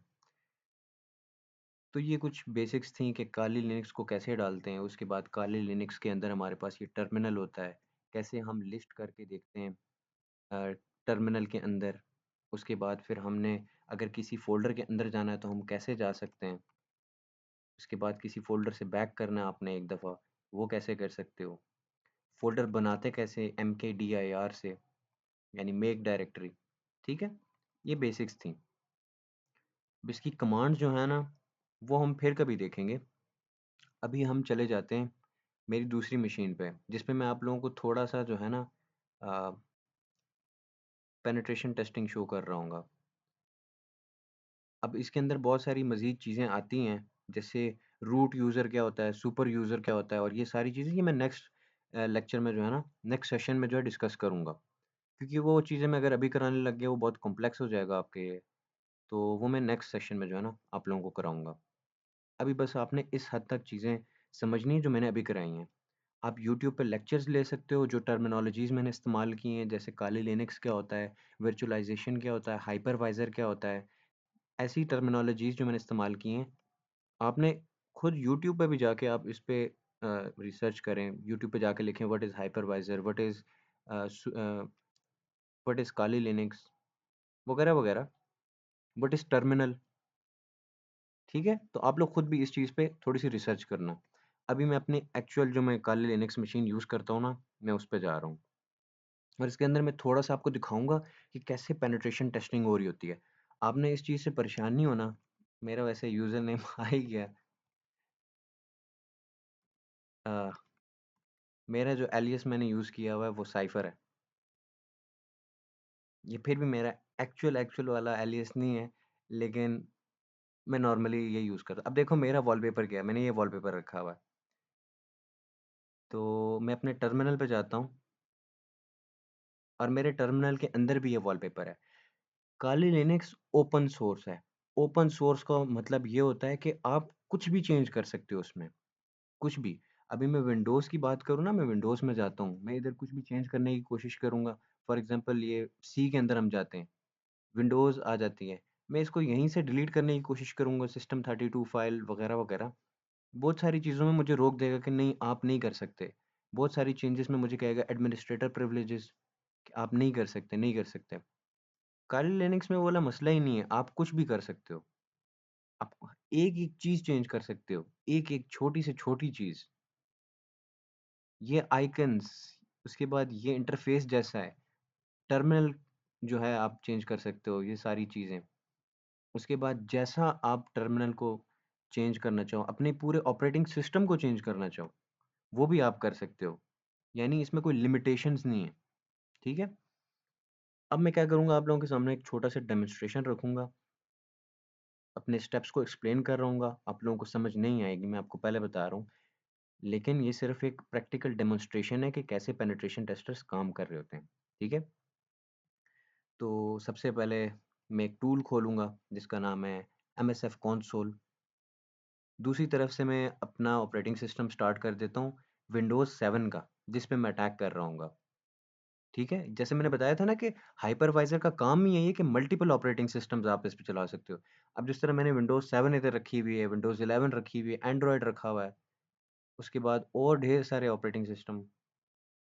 तो ये वीएमवेयर वर्कस्टेशन की मदद से मैंने ये चीज़ की है। अब ये विंडोज़ स्टार्ट कर रहा है, जैसे हमारे नहीं सिस्टम के अंदर विंडोज़ स्टार्ट हो रही होती है, बिल्कुल वैसे ही मैं इसके अंदर विंडोज़ स्टार्ट कर रहा हूँ। लेकिन ये एक्चुअल में एक फिज़िकल मशीन नहीं है, सिर्फ़ ये एक वर्चुअल मशीन है। तो यहाँ पे ये विंडोज़ स्टार्ट हो जाए, मेरे पास मेटास्प्लॉइट फ्रेमवर्क ऑन हो गया। मेरे साथ एक और टर्मिनल खोल लेता हूँ, जिसमें मैं अपनी आईपी चेक करूँगा। आईपी क्या चीज़ होती है? वो चीज़ें आप नेटवर्किंग में सीखोगे, ठीक है? ये समझ लो एक तरह का एड्रेस होता है आपका। कि जैसे हमारे घर का एक एड्रेस होता है ना, मैं बोल दूँ मैं रहता हूँ जी छतर रहता हूँ छतर चौक में, मेरा एड्रेस होगा। बिल्कुल उसी तरह जब आप एक कंप्यूटर के एड्रेस की बात कर रहे होते हैं ना कि कंप्यूटर कहाँ है, उसके लिए हमारे पास होती है आईपी। अब मेरी आईपी ये है, ठीक है? मुझे आईपी का पता चल गया। नेक्स्ट स्टेप ये है, मैं अपनी पूरी आईपी कॉपी कर लूँगा। ये जो भी चीज़ें मैं कर रहा हूँगा आप लोगों को इसकी समझ नहीं आएगी बहुत सारी चीज़ों की, लेकिन जितनी समझ आ रही हुई बहुत बेस्ट है, ठीक है? आप लोगों को एक प्रैक्टिकल डेमोन्स्ट्रेशन दे रहा हूँ। मैं क्या करूँगा कि अ, एक और टूल यूज़ करूँगा sudo नेट डिस्कवर और अपनी आईपी दे दूँगा 0/24 एंटर। ये मेरे से मेरा पासवर्ड पूछ रहा है। आपने अभी बिल्कुल परेशान नहीं होना कि ये क्या कमांड्स लिख रहे हैं सर, ये तो हमें कुछ पता ही नहीं है, सर क्यों कर रहे हैं? आप बिल्कुल परेशान नहीं होना, ठीक है? ये सब चीज़ें आप स्टेप बाय स्टेप करोगे। अच्छा, तो अभी मैं देख रहा हूँ कि यहाँ पे मेरे सिस्टम के अलावा कौन-कौन सी आईपीज़ हैं। यहाँ पे देखो ये मेरा विंडोज़ स्टार्ट हो गई है। मैं क्या करता हूँ, इसको ऑन कर देते हैं। वेलकम आ जाएगा अभी। ठीक हो गया। मैं एक चीज़ चेक कर लूँ पहले, छोटी-सी चीज़ जो मुझे लगता है कि हाँ, ठीक है। छोटी-सी सेटिंग में चेंज कर रहा हूँ। यही कमांड मैं दोबारा चलाता हूँ। ये कमांड इस चीज़ को चेक करने के लिए होती है कि आप दोनों जो आप और आपका जो आपका जो टारगेट है, वो सेम नेटवर्क पे है कि नहीं है। अब यहाँ पे ये मुझे दिखा रहा है कि ये एक आईपी है। ये जो है ना मेरे टारगेट की आईपी है। मुझे कैसे पता चला? उस चीज़ को भी रहने देते हैं, वो चीज़ आप जब नेटवर्किंग सीखते जाओगे साथ-साथ आपको पता चल जाएगा। दूसरी चीज़ ये है कि यहाँ पे ये आपको बता रहा होता है कि आपका वेंडर कौन-सा है, यानी इंटेल की डिवाइस है, हुआवे की डिवाइस है, वो सब कुछ बता रहा होता है, ठीक है? तो इस तरह भी बंदे को पता चल जाता है। मुझे पता चल गया कि मेरे जो टारगेट की आईपी है ना वो ये है। इसको कॉपी कर लेता हूँ। नेक्स्ट चीज़ ये करूँगा, मेरे पास एक और टूल है, मैं उसकी मदद से जो है ना इसके पोर्ट स्कैन करूँगा। अब वो क्या चीज़ होती है उसको आप छोड़ो। मैं जी इसके पोर्ट स्कैन करता हूँ। मैंने इसके पोर्ट स्कैन करने हैं 100 पोर्ट स्कैन करूँगा, 1 से लेके 100 तक, एंटर कर दूँगा। अब ये इसकी सर्विसेज़ को चेक कर रहा है, कौन-कौन सी सर्विसेज़ चल रही हैं। ठीक हो गया, पता चल गया मुझे ये सर्विसेज़ चल रही हैं। मैं थोड़ा और डीप स्कैन करता हूँ, मुझे 1000 तक बताओ कौन-कौन सी सर्विसेज़ चल रही हैं। इसने वो सारी सर्विसेज़ मुझे बता दी हैं कि ये सर्विसेज़ चल रही हैं। अब ये एक सर्विस है, जिसका मुझे पता है कि मैं शायद इस सर्विस को एक्सप्लॉइट कर सकूँ। मैं अब चेक करूँगा इसको कि इस पे हमारे पास, बल्कि ये चीज़ बहुत कॉम्प्लेक्स हो जाएगी आप लोगों के लिए। अब ये चीज़ छोड़ो। आप ये चीज़ ज़हन में रखो कि मैं अभी एज़ अ एथिकल हैकर, मुझे पता है कि ये मेरा जो टारगेट है उसकी आईपी क्या है और मैं उसको एक्सप्लॉइट कर सकता हूँ, ठीक है? मैं कैसे एक्सप्लॉइट करूँगा? मैं आ गया MSF कंसोल एक टूल है उसके अंदर, और यहाँ पे मैं लिखूँगा, मुझे एक पता है एक मॉड्यूल होता है, मैं सर्च भी कर लेता हूँ। मैंने याद है एक वल्नरेबिलिटी बताई थी एटर्नल ब्लू के नाम से, जिसने बहुत ज़्यादा कंप्यूटर्स को अफेक्ट किया था। एक्चुअली में मैं उसी वल्नरेबिलिटी को एक्सप्लॉइट कर रहा हूँगा। ये मेरे पास मॉड्यूल है, मैं इस मॉड्यूल को यूज़ करूँगा। मैं देखूँगा ये मेरे से क्या-क्या ऑप्शंस माँग रहा है। ठीक है जी, मेरे से आईपी माँग रहा है, उसके अलावा अम, एल पोर्ट, ये वो सारा कुछ इसने मतलब ये है, मेरे से आईपी माँग रहा है। मैं इसको आईपी देता हूँ सेट आर होस्ट, और जो मेरी आईपी थी टारगेट की, एंटर कर दिया। ठीक है जी, मुझे आईपी पता चल गई थी, तो अब मैं जो है नेक्स्ट चीज़ क्या है कि अगर मेरे पास पासवर्ड है तो मैं दे दूँ, अगर पासवर्ड नहीं है तो ना दूँ। ठीक है, आईपी दे दिया है, मैं एक्सप्लॉइट कर देता हूँ। एक्सप्लॉइट पे एंटर करता हूँ, देखते हैं ये कह रहा है कि एक्सप्लॉइट फेल्ड, तो देखते हैं फिर अब हम क्या कर सकते हैं। तो मैं एज अ हैकर अब क्या करूँगा? अच्छा, तो मैं दोबारा शो ऑप्शंस कर देता हूँ, मैंने क्लियर कर दिया। अच्छा, एक इशू ये आ रहा था कि जिस पोर्ट पे मैं इसको एक्सप्लॉइट करने की कोशिश कर रहा था या लिसन करने की कोशिश कर रहा था, तो वो ऑलरेडी यूज्ड में था। तो मैं एक्सप्लॉइट कर लेता हूँ, एक्सप्लॉइट पे क्लिक करूँगा। अब ये मुझे बता रहा है कि host is likely vulnerable to MS17010, ये वनरेबिलिटी है। ठीक है, विंडोज़ 7 अल्टीमेट सारा कुछ मुझे बता रहा है। मेरे पास क्या पड़ा हुआ था? मेरे पास पड़ा हुआ था सिर्फ़ और सिर्फ़ अपने टारगेट की आईपी पड़ी हुई थी। उसकी मदद से मैंने जो है ना, अपने टारगेट को एक्सप्लॉइट कर लिया। अब मैं टारगेट के सिस्टम के अंदर घुस गया हूँ। मैं दिखाऊँ कैसे? मैं अगर लिस्ट करता हूँ, तो मुझे टारगेट के सिस्टम के अंदर की चीज़ें दिखा रहा है ये सारी। ये टारगेट के सिस्टम के अंदर की फाइल्स हैं।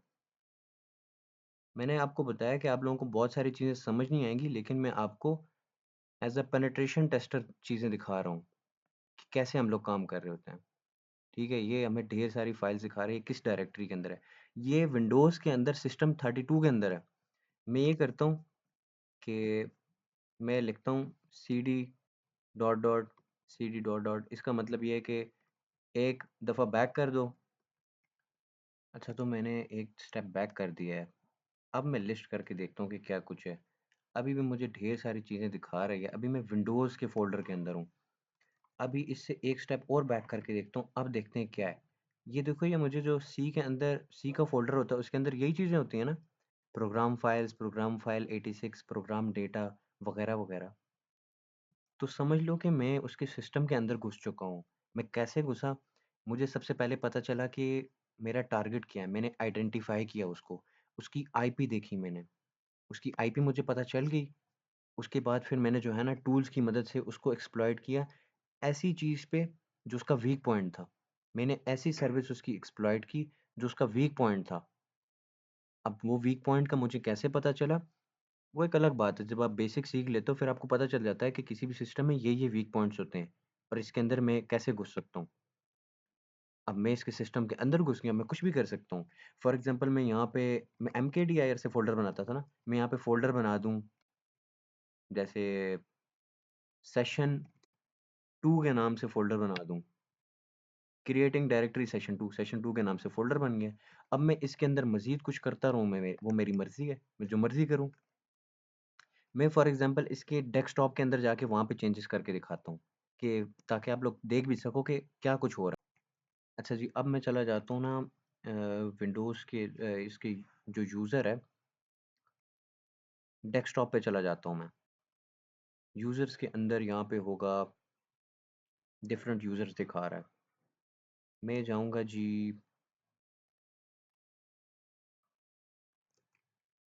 अच्छा, तो मेरा जो यूज़र है वो है टेस्ट मशीन, ठीक है? टेस्ट मशीन, ठीक है।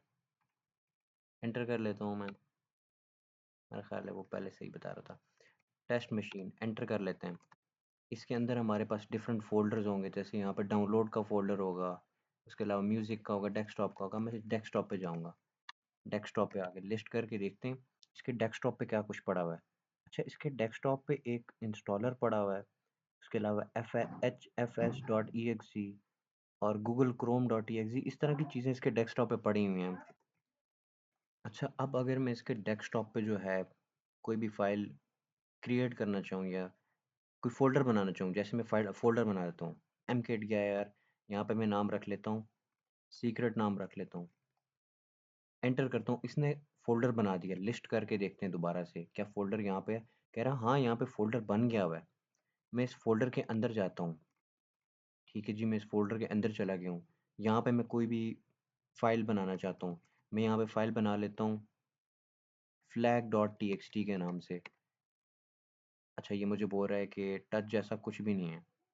मैं हेल्प कमांड यूज़ कर लूँगा, मैं देखूँगा क्या-क्या कमांड्स हैं, जिसकी मदद से मैं वो काम कर सकता हूँ जो मैं करना चाहता हूँ। अच्छा, यहाँ पे मुझे ये कमांड्स दिखा रहा है, ठीक है, मुझे पता चल गई कि क्या कमांड इस्तेमाल करनी है। अच्छा, तो अब मैं करूँगा क्या? मैं एक फ़ाइल क्रिएट कर देता हूँ अपनी काले लिनक्स मशीन के अंदर। मैं यहाँ पे लिखता हूँ फॉर एग्ज़ाम्पल टच flag.txt, बस फ़ाइल सी क्रिएट कर दी है, ठीक है? इस फ़ाइल को मैंने अपलोड करना है अब इधर। मैं यहाँ पे अपलोड की कमांड यूज़ कर लूँगा और मैं बता दूँगा कौन सी फ़ाइल अपलोड करनी है और किधर अपलोड करनी है, ठीक है? मैं यहाँ पे बता देता हूँ कि ये मेरे पास फ़ाइल है flag.txt, ये आपने अपलोड करनी है इस जगह पे, जिस जगह पे मैं अभी हूँ। एंटर, और इसने फ़ाइल अपलोड कर दी है। अच्छा, लिस्ट करके देखते हैं दोबारा, क्या इसने सच में फ़ाइल अपलोड कर दी है? तो हाँ, ये दिखा रहा है कि फ़ाइल अपलोड कर दी है। ये सब कुछ जो मैं कर रहा था अभी कमांड लाइन इंटरफ़ेस में, ये सब कुछ मैं अभी आपको दिखाऊँगा एक्चुअल में विंडोज़ में होता हुआ। ये देखो, ये विंडोज़ थी, ये मेरा टारगेट था जिस पे मैंने अटैक किया है, ठीक है? जो कुछ भी मैं उधर कर रहा था अपने सिस्टम पे, वो सारा कुछ इधर हो रहा था। देखो, इधर सीक्रेट का फ़ोल्डर बना हुआ है, इधर फ्लैग की फ़ाइल भी बनी हुई है। यानी मैंने इस सिस्टम का वीक पॉइंट निकाला, वीक पॉइंट निकाल के उसको एक्सेस किया, फिर पूरे सिस्टम का एक्सेस मेरे पास आ गया है। फिर मैं उसके अंदर फाइल्स क्रिएट करूँ, फ़ोल्डर क्रिएट करूँ, मैं कुछ भी करूँ। मैं उसके अंदर वायरस डाल दूँ, वायरस अपलोड कर दूँ, सब कुछ हो सकता है, ठीक है? तो ये पेनिट्रेशन टेस्टर का काम ही होता है, यही होता है कि ऐसे वीक पॉइंट्स को निकालना और उसके बाद फिर उसकी रिपोर्ट बना के भेज देना कि ये मसला है आपके इसमें सिस्टम में, इस चीज़ को आप पैच अप करें, ठीक है? तो मेरे पास यहाँ पे पूरे सिस्टम का एक्सेस पड़ा हुआ है उसके, मैं कुछ भी कर सकता हूँ। मैंने अभी आपको दिखाया कि अगले यूज़र पे मैं अभी गया भी नहीं हूँ, मतलब वो यूज़र का सिस्टम सिर्फ ऑन था और मैं जो करना चाह रहा था मैं कर रहा था। इसको मतलब कुछ पता भी नहीं चलेगा कि क्या कुछ हो रहा है। तो पेनिट्रेशन टेस्टर्स जो है ना, ऐसे सिस्टम के अंदर घुसते हैं, वल्नरेबिलिटीज़ को एक्सप्लॉइट करते हैं। ये विंडोज़ 7 यूज़ कर रहा था, मुझे पता था विंडोज़ 7 में एक वल्नरेबिलिटी है जिसका नाम है इटर्नल ब्लू। इस चीज़ के बारे में आपने थोड़ा सा रिसर्च करना है कि इटर्नल ब्लू क्या होता है, ठीक है? मैंने आपको बताया भी था कि एक दुनिया का one of the biggest attacks in the world, cyber attack, WannaCry attack, इसके अंदर यही वाली वल्नरेबिलिटी एक्सप्लॉइट की गई थी। इसी तरह जिस तरह मैं काम कर रहा हूँ ना, हैकर्स भी यही कुछ कर रहे होते थे। सिर्फ आईपी मिल जाए तो काम हो जाता है। ठीक हो गया? ये पेनिट्रेशन टेस्टर का काम था। दूसरी तरफ अगर हम डिफेंसिव साइड की बात करें, मैं स्क्रीन को थोड़ा सा बड़ा कर देता हूँ। डिफेंसिव साइड की बात की जाए, उनका क्या काम रह गया? फिर पेनिट्रेशन टेस्टर का तो पता चल गया, एक सॉक एनालिस्ट क्या क्या चीज़ें कर रहा होता है। सबसे पहले हम जाएंगे इवेंट मैनेजर में। अब इवेंट मैनेजर को यहाँ नीचे से भी सर्च कर सकते हैं, या इवेंट व्यूअर कहते हैं, डॉट एम एस सी, या फिर आप विंडोज़ और आर को एक साथ दबाओगे तो ये रन कमांड चलती है, यहाँ से भी ओपन कर सकते हो। जो लोग कंफ्यूज हो रहे हैं, यहाँ पे विंडोज़ के बटन पे क्लिक करो, उसके बाद यहाँ पे लिख दो इवेंट व्यूअर, तो ये सामने आ गया। यहाँ पे भी क्लिक कर सकते हो, मैंने डायरेक्टली वहाँ पे उसको ओपन कर लिया। अब ये खुलेगा।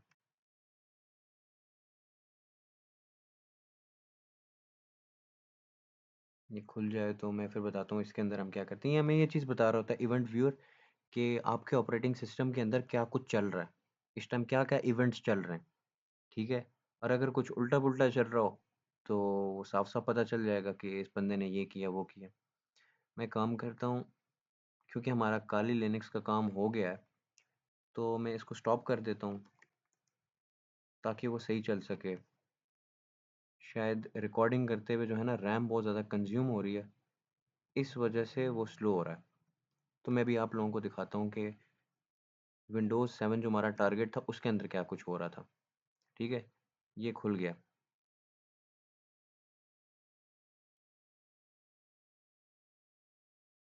इसके अंदर जो SOC एनालिस्ट होते हैं, उनका काम होता है इवेंट लॉग्स को मॉनिटर करना। लॉग्स क्या होता है, जितनी भी चीज़ें आपके सिस्टम में हो रही होती हैं, अ, वो आपके सिस्टम की लॉग्स होंगी। यानी कि हर इवेंट जो परफॉर्म हो रहा होता है, उस चीज़ को शो करना। जो भी चीज़ हो रही है, उसको शो करना कि ये चीज़ हो रही है, ये चीज़ हो रही है, ये चीज़ हो रही है। सही है? तो यहाँ पे हमारे पास हम जाएँगे इवेंट लॉग्स में, विंडोज़ लॉग्स। इसके अंदर हम सिक्योरिटी में जाते हैं पहले। एक SOC एनालिस्ट इसी तरह बैठ के देख रहा होगा कि हाँ, क्या कुछ हो रहा है, क्या नहीं हो रहा। मैं यहाँ पे क्लिक करूँगा फ़िल्टर करंट लॉग पे। इसको बोलूँगा कि मुझे बताओ कौन-कौन से यूज़र्स लॉगिन किए हैं लास्ट आवर के अंदर, ठीक है? मैं पहले ओके कर देता हूँ। ओके करूँगा, मैं देखता हूँ यहाँ पे ये बता रहा है कि स्पेशल लॉग ऑन। देखते हैं इसकी प्रॉपर्टीज़ में जाके कि किसने लॉगिन किया है। तो यहाँ पे ये दिखा रहा है कि इस टाइम पे ये हमारे पास टाइम है, ये डेट है, इस टाइम पे हमारे पास इस यूज़र ने, इस कंप्यूटर ने लॉगिन किया, ठीक है? ये यूज़र यही है, जो एक्चुअल यूज़र है ना, एक्चुअल सिस्टम जो हमारा है, कंप्यूटर, ये विंडोज़ 7 का टारगेट, इसका नाम विन-विन है, ठीक है? मैं और देखता हूँ, क्या पता मुझे कोई और मिल जाए, ये भी सेम है। इस तरह मैं और मॉनिटरिंग करता जाऊँगा। स्पेशल लॉग ऑन, ये भी इसी का दिखा रहा है।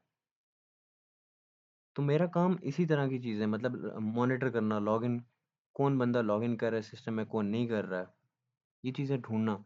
अब इन्हीं में से कोई ऐसा हमारे पास पॉइंट होगा, जहाँ पे वो शो करेगा कि एनोनिमस लॉगिन दिखा रहा है ये। ये जो है ना हमारे पास, और साथ ये भी बोल रहा है कि पहले लॉग ऑन हुआ, फिर लॉग ऑफ हो गया। सही है? ये वो हमारे पास लॉगिन हुआ, जिसका हमें पता नहीं है कि किसने लॉगिन किया, जो कि हमने अभी अपनी काली लिनक्स मशीन से किया था। इसने ये भी बता दिया कि किस टाइम पे और क्या डेट, ठीक है? इसने सिक्योरिटी आईडी का बता रहा है कि एनोनिमस लॉगिन। हमें तो पता ही नहीं कि ये बंदा कौन है जिसने लॉगिन किया है, ठीक है? ऐसे वो लॉग्स मॉनिटर कर रहे होते हैं, सॉक एनालिस्ट।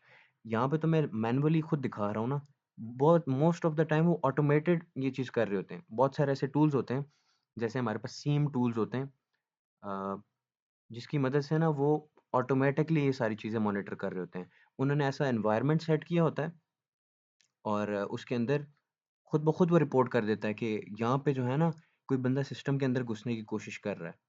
कोई भी मसला होता है, कोई भी अनऑथराइज़्ड बंदा एक्सेस करने की कोशिश करता है, एकदम से जो है वो रिपोर्ट करना शुरू कर देता है कि ये बंदा जो है आपके सिस्टम के अंदर घुसने की कोशिश कर रहा है। ठीक है? तो ये चीज़ थी। इसको भी चेक कर लेते हैं। ये वो था हमारे पास, जो हम सिस्टम के अंदर एंटर हुए हैं। अच्छा, तो नेक्स्ट चीज़ और क्या करते हैं SOC एनालिस्ट, ठीक है? इसका तो समझ आ गया है। उसके अलावा सिस्टम के अंदर यहाँ पे हम देखते हैं क्या-क्या क्रिटिकल एरर्स आए हैं, पिछले 1 घंटे में देखते हैं। हालाँकि 1 घंटा ही हुआ होगा हमें ये ऑन किए हुए, या उससे भी कम। ओके करते हैं। तो अब ये हमें बताएगा कि क्या-क्या क्रिटिकल इश्यूज़ आए हैं पिछले 1 घंटे में। तो फॉर सम रीज़न ये अभी कोई एरर्स दिखा नहीं रहा है, या स्लो होने की वजह से ये नहीं दिखा रहा। नहीं तो ये इश्यूज़ दिखाता है इधर कि क्या-क्या, किसी कोई बंदा अगर आपके सिस्टम के अंदर घुस रहा है ना, और गलत तरीके से घुस रहा है, यानी कि उसको सही प्रॉपर मेथड नहीं आता, ट्रायल एंड एरर कर रहा है कि घुसने की कोशिश कर रहा है, नहीं हो रहा है, दूसरी मेथोडोलॉजी ट्राई कर रहा है, तो यहाँ पे वो फिर क्रिटिकल एरर्स और वो कुछ दिखा रहा होता है। ठीक है? तो ये था लॉग्स देखना, ठीक है? सॉक एनालिस्ट का काम होता है लॉग्स को मॉनिटर करना। उसके अलावा दूसरा काम उनका ये होता है कि फायरवॉल कॉन्फ़िगर करना। जैसे मैं यहाँ पे जाता हूँ, मैं लिखता हूँ फायरवॉल। ये फायरवॉल जो है ना आपके सिस्टम्स को प्रोटेक्ट कर रही होती है। इसके अंदर डिफरेंट रूल्स होते हैं जिसकी वजह से आपका सिस्टम प्रोटेक्टेड होता है। जैसे अब यहाँ पे कुछ रूल्स ऐसे होंगे कि आपने अनऑथराइज़्ड बंदे को सिस्टम के अंदर नहीं घुसने देना। उसके अलावा बहुत सारे रूल्स वगैरह इधर ऑलरेडी इन्होंने प्रिपेयर किए होते हैं, ठीक है? ये ढेर सारे रूल्स हैं। यही फायरवॉल होती है जो आपके सिस्टम को प्रोटेक्ट करती है। जितने अच्छे रूल्स कॉन्फ़िगर हुए होंगे तो उतना ही बेहतर होता है कि आपके सिस्टम में कोई नहीं घुस सकेगा। लेकिन मैं एक बात बताना चाहता हूँ, अभी देखो फायरवॉल किसी ने लास्ट टाइम सवाल किया था अगर फायरवॉल कॉन्फ़िगर हुई हो सही से, तो क्या वो प्रोटेक्ट कर सकती है हमारे सिस्टम को? अब देखो यहाँ पे तो फायरवॉल ऑन है, सब कुछ कॉन्फ़िगर है, लेकिन फिर भी मैं सिस्टम के अंदर घुस गया। इसका मतलब ये होता है कि जब नई-नई वल्नरेबिलिटीज़ निकलती हैं, वीक पॉइंट्स निकलते हैं, तो बंदा उनके सिस्टम के अंदर घुस सकता है, चाहे फायरवॉल उसने कॉन्फ़िगर की हो कि ना की हो, ठीक है? तो ये चीज़ थी। वो फायरवॉल कॉन्फ़िगर करते हैं, सॉक एनालिस्ट। उसके बाद फिर हमारे पास मज़ीद और तरीके होते हैं, जैसे कमांड लाइन इंटरफ़ेस से जो है पूरे सिस्टम को सेट कर रहे हों, ऐसा उसको सेफ़ बनाने की कोशिश कर रहे हो, कोई पोर्ट्स वगैरह क्लोज़ कर रहे हैं कि जहाँ से हैकर अंदर घुस रहा है ना, उन पोर्ट्स को ही क्लोज़ कर दें, कि वहाँ से सिस्टम के अंदर ना घुस सके। बहुत सारी चीज़ें अभी आप नहीं समझ रहे होगे, मतलब मोस्टली चीज़ें आप नहीं समझ रहे होगे। लेकिन ये सब कुछ सिर्फ़ इसलिए ये दिखाने के लिए कि एक्चुअल में ऑफ़ेंसिव साइड पे और डिफेंसिव साइड पे लोग कैसे काम कर रहे होते हैं, वो किस सोच से चल रहे होते हैं, ठीक है? मेरा ख़्याल है इतना काफ़ी है, आप लोग इतना अब्ज़ॉर्ब कर लो, इस पे रिसर्च करो, तो साथ में आपको टास्क दूँगा जो कि आपको ये चीज़ें समझने में मदद करेगा, ठीक है? जो चीज़ें मैंने बोली हैं, जो चीज़ें मैंने की हैं, वो सब कुछ करने में आपकी मदद करेगा। बाकी स्टेप बाय स्टेप आप सब कुछ सीखोगे। अभी आपका टास्क था सिर्फ़ और सिर्फ़ काले लिनक्स को इंस्टॉल करने तक और उस तक जितने भी कॉन्सेप्ट्स मैंने बताए वो सब। आगे जितना कुछ भी मैंने किया है, वो आपको नहीं भी समझ आती कोई इश्यू नहीं है। वो सिर्फ़ एक प्रैक्टिकल डेमोंस्ट्रेशन थी, ये चीज़ दिखाने के लिए कि एक्चुअल में जो फ़ील्ड के बंदे होते हैं, वो कैसे काम कर रहे होते हैं, ठीक है? वो सारी चीज़ें आप स्टेप बाय स्टेप सीखोगे तो बहुत ईज़ी हो जाएगा। तो मेरा ख़्याल है आज के लेक्चर के लिए फिर इतना ही है, तो साथ में टास्क दूँगा और जो मैंने बातें बोली हैं अगर आप लोगों के पास इस टाइम अवेलेबल है सिस्टम और आप लोग कर सकते हो इंस्टॉल काले लिनक्स को, तो लाज़मी करनी है आपने। तो नहीं तो मैं लाज़मी चेक करूँगा जब यूनिवर्सिटी लग जाएगी। आप लोग सारों ने अपने जो यूनिवर्सिटी के कंप्यूटर्स हैं उन उसके अंदर काली लिनक्स को इंस्टॉल करना है और उसको यूज़ करना है, वॉलपेपर चेंज करना है अपनी मर्ज़ी के। पासवर्ड भी चलो चेंज अपनी मर्ज़ी का रख लेना। लेकिन ये है कि वॉलपेपर चेंज करना और मेरे साथ एक हैकर वाला नाम शेयर करना है आप सबने। एक सोच के आपके ज़हन में जो नाम आता है, ठीक है? ये चीज़ अभी करनी है आपने, जो हैकर वाला नाम आपने शेयर करना है। सब करोगे, एक फ़न सा एनवायरनमेंट करके चलाएँगे इसको, ताकि पढ़ाई भी हो जाए, स्किल्स भी डेवलप हो जाएँ और साथ-साथ मज़े भी चलते रहें। ठीक है? तो यार, फिर मिलते हैं नेक्स्ट वीडियो में, तब तक के लिए अल्लाह हाफ़िज़।